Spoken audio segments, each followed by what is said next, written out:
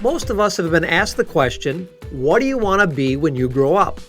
You may have answered a nurse, a carpenter, a web developer, or maybe an accountant.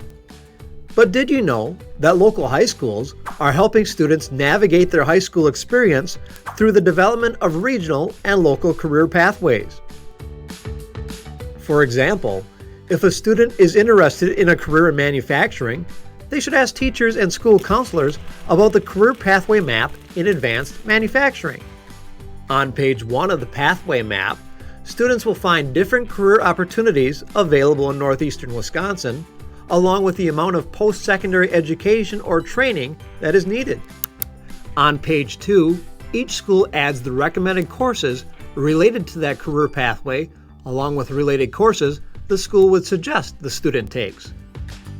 The map also indicates which career and technical student organization the school offers that relates to that particular career cluster.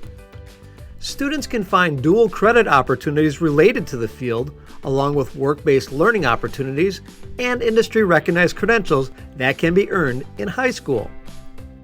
All of this to help students navigate their high school career.